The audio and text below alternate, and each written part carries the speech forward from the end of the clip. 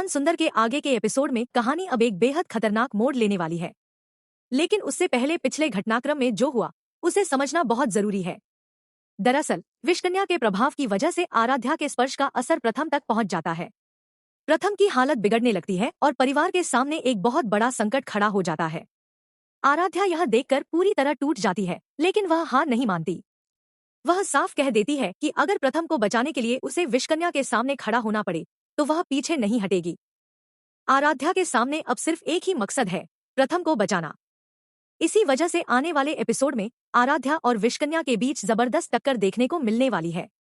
अब देखना यह होगा कि आराध्या अपने पति को बचाने के लिए विषकन्या की शक्ति का सामना कर पाएगी या नहीं। अब शुरू होती है नई कहानी।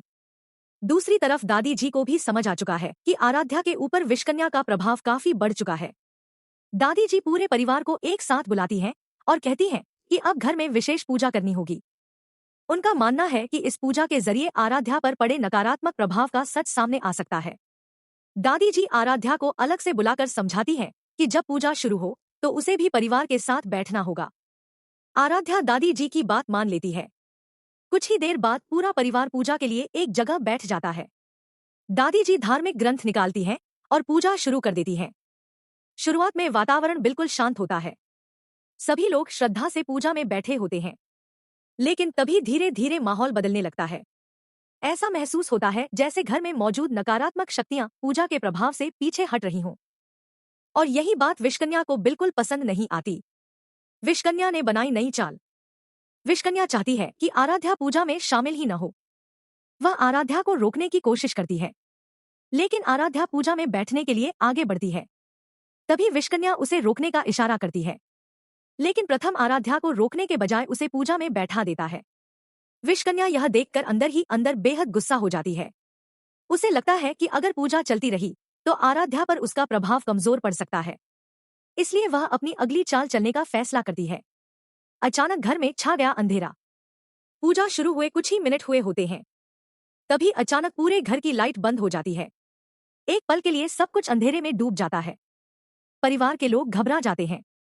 कुछ देर बाद जब रोशनी वापस आती है तो सबकी नजर पूजा वाली जगह पर जाती है, लेकिन वहां आराध्या मौजूद नहीं होती। प्रथम तुरंत उसे ढूंढने के लिए निकल पड़ता है। उसे समझ नहीं आता कि आखिर कुछ सेकंड में आराध्या कहां गायब हो गई।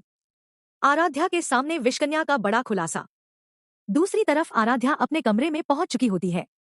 तभी विषकन्या उसके सामने आकर उसे बताती है कि अब उसके ऊपर उसका प्रभाव पहले से भी ज्यादा मजबूत हो चुका है। वह आराध्या को डराते हुए कहती है कि अब उसके स्पर्श से भी दूसरों पर उसका प्रभाव पड़ सकता है। आराध्या यह सुनकर घबरा जाती है।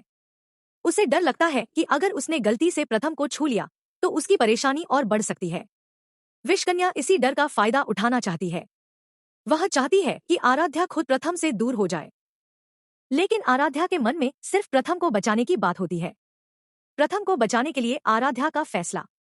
इसी बीच प्रथम आराध्या को ढूंढते हुए कमरे तक पहुंच जाता है।